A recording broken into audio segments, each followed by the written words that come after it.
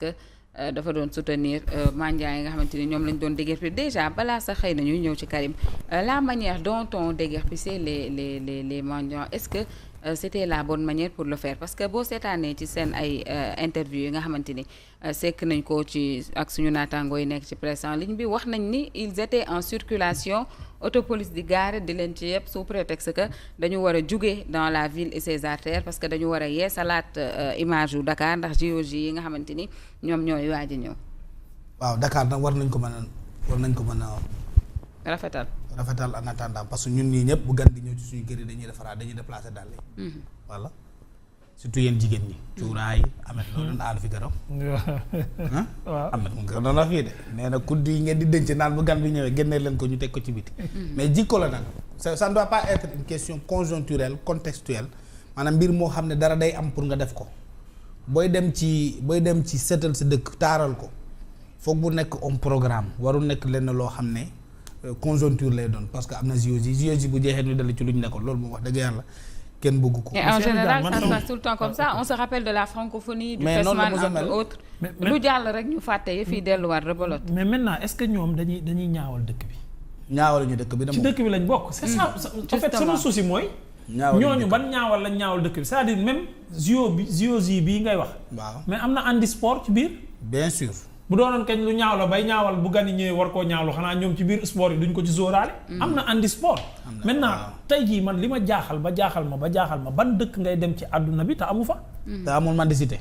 waaw amul de. et la manière on peut mënoon nañu leen yónnee ay sommation ñëw waxtaan ak ñoom mairie ba xëy na dem ca def visite de proximité ci handicapé waxtaan ak ñoom fii il faut ngeen jóge fi parce que ba sàngam waxtaan. Je pense que la communication a réglé beaucoup de choses mais ñoom ñu nekk en circulation ñu yëkkati dugal ci ay oto après nit ñi ñëw en soutien nga ni du fi amee jël leen déféré c'est des manières très très très tout de même brutales de procéder. inhumain ouais c'est inhumain. xam nga sax yeneen dëkk yi ngeen wax ni handicapés yi foofu mais ils sont encadrés et accompagnés par l'État. yéen nag fii nii nañ jël handicapés yi sànni leen ñu doon ay yalwaankat. jàllax leen. parce que loi d'orientation sociale bi nga xam ne depuis 2010 ba léegi ñi ngi ci topp pour ñu appliquer ko lépp ba léegi nii way naa koy na nga cay topp di daw loolu benn la nga ne leen carte d'égalité des chances on a à peu près au Sénégal ci lu mu toll daanaka 7 millions ci xayma jàpp 9 millions ñoo xam te ne nii ay way laago nañ ay handicapé nañ ñaataa ci am carte d'égalité des chances matuñu 100 000 donc presque 2,9 millions handicapés ñi ngi ci réew mi amuñu carte d'égalité des chances yu leen ni mën a may yenn droit yi sax amuñu ko. nga jógee ci loolu handicapé bi ca lañ ko réduire moo di ne yow yelloo woo lu dul toog ca mbedd ma ñu di la sànni ñaar dërëm ak ñetti dërëm. la preuve am na ay handicapé yu nekkoon fii Thiès. di bay mais avec toutes les peines du monde ñoom nee nañ nangu nañ seen handicap mais teewul jàpp ñu ne boo amee handicapé yalwaankat nga war a doon. ñu ériger ay périmètres mais di bay difficilement dans des conditions exécrables je te dis madame. ci loolu ni ñuy dund mais amul motivation amul dara waaye ñooñu bu fekkee ne yéen amul leen politique tey jii nii pour génne handicapé yooyu. ci cycle yalwaan boobu ñu nekk ci cycle de dépendance boobu ñu nekk ci cycle d'assistanat boobu ñu nekk vers leur autonomie mais dañuy yalwaan. ouais pour dund. dañuy yalwaan pour dund pour assurer leur survie. parce que politique yi ngeen war a teg yépp pour que ñu amee laago du ñu dem yalwaan yi mais politique yooyu noonu dañuy doxul loolu moom mooy problème bi. bu fekkee ne nag. dañoo bëgg a taaral réew mi yooyu ñëpp ànd nañ ci d'accord nañ ci mais day fekk ne les préalables au moins ngeen mën ko lijjanti ngeen mën ko régler. ont été pris en compte. beneen contraste bi moom mooy lan nit ñi nangu nga nañu jaay seen bopp am carnet sanitaire nga daganal ko yalwaan bi nga ne yow doo ko daganal nañu wante dëgg. bu fekkee ne daganal nga nit ñi jaay seen bopp yor seen carnet sanitaire waa kii yalwaan gi léegi moom duñ daganal yalwaan. mais la prostitution c'est le plus vieux métier. Non jàppante stigmatisation je dis loolu ku ko opté loolu moom la engagé. man du ma stigmatiser kenn. mais oui mais dama ne boo légaliser jaay sa bopp. ma dolli la benn bu dee mbirum homosexualité. c'est toléré ci réew mi. waaw nga bañ a toléré nga ne doo toléré.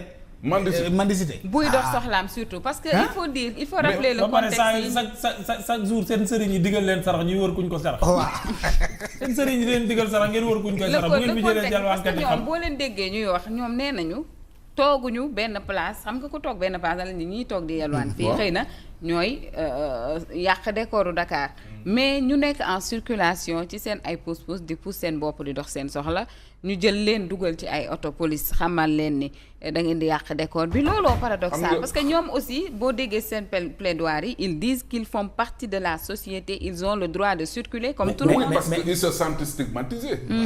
loolu moom mooy problème bi dañoo jàpp ne c'est comme si c'était des malpropres. te loolu nag muy erreur bi c'était pas l'image qu'il fallait renvoyer. parce que tey jii nii boo jëlee nga ne ñu amee laago nañ leen football nañu génn Dakar mais c'est grave parce que non seulement day mel ni ne bokkuñu ci société bi day mel ni ne la ñu doon ñoom ñoo ko sàkkal seen bopp. te wane ba yow mii nga xam ne yow yaa nekk une personne valide yow bu ko suñu borom neexoon lam la teg mu mën la ko teg. et puis ils disent aussi que li leen Macky Sall daan dimbalee. ci jamono yi mu fi nekkee dagg nañ ko bi nguur gu bees. loolu laa lay wax nii mooy ces politiques yii ma la doon wax. waaw léegi ñooñu mais réew mi yow du handicapé mais réew mi daanaka ñu ñëpp léegi ñu yalwaani di déet dañu wax dëgg moom kay dafa am ñu nekk ay nante rek ñii moom ak seen li leen yàlla natt boobu noonu ñu ànd ci noonu di lijjanti seeni code waaye des personnes valides sax moom sa waaye léegi mais yow y a combien de personnes yu lay interpeller par jour ci buntu boutique yi ci buntu supermarché yi ci buntu nan la tuddati magasin yi même dans la rue nit ñi ay kilifa dañ lay dab 22h 23h et puis léegi góor comme jigéen Mamadou xam nga bu njëkk jigéen na daan woo Cheikh Tidiane ma daan woo Cheikh tey yoru ma nàngam bu gannaaw suba moo Ahmed gannaaw suba ma woo Mamadou mais léegi góor ñi xëy na ñoo ëpp sax li ñuy solliciter nit ñi ci ay soxla nit dalay woo nekk ak yow téléphone mu wax la ba mu jég yow muus yaa ngay peñew xar yaa ngay kóomoog nang parce que am na soxla bëgg na la ko wax góor la mais xamul noonu la koy waxee tamit ñaan sax dafa mett yaa ngi weer gars yi de déedéet non mais loolu moom moo am ci réew mi ñoo xamante dëgg et c'est dommage parce que ñi doon dimbali kàppoo yi yëpp ñu ngi ci ay difficultés nit ñi dañoo am problème réew mi doxul handicapés yi bu fekkee les personnes valides ñoo am problème waa handicapés yi ñoom fu ñu jëm kenn saraxatul d'accord da nga naan sax mendicité bi nañu xool comment nañ koy endiguer d'accord mais c'est à travers des actes ay politiques yu am solo yoo xam ne ku amee laago dootul soxlaati di dem ca taliba pour di yalwaani ak di màjjal dina xam bu feebaree fu mu mën a faju jee bu soxlaa fu mu mën a dem et état dina koy accompagner et di ko assister boo xoolee tous les régimes jéem nañ ko mais mbirum mendicité mënuñu ko régler c'est complexe te boo xoolee ba ci biir mendicité dafa am xaalis ça génère 5 milliards de non-francs par an donc xaalis bu bari moom moo ci nekk mais tey état nan la ko mën a jëlee mu jàpp ne lii nii c'est pas une fatalité mais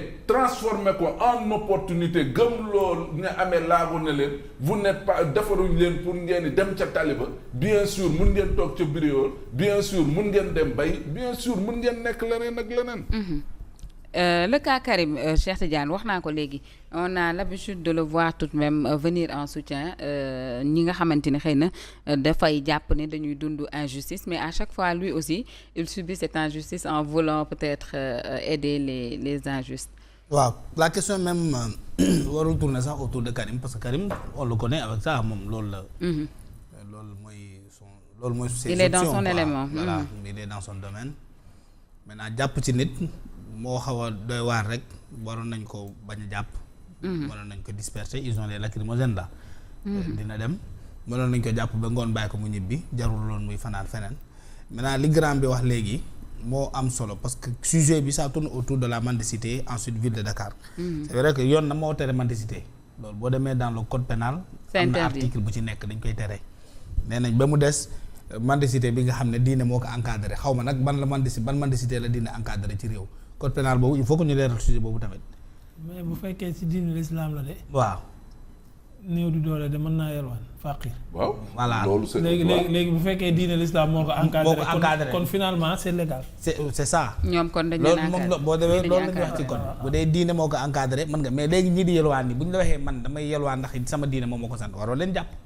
parce que y a une contradiction dans la pratique de la loi vis-à-vis de cette pratique là. Maintenant nag c'est l'état nguur moo war a andi ay solution ci lépp état gis nga ci réew état mooy responsable lépp.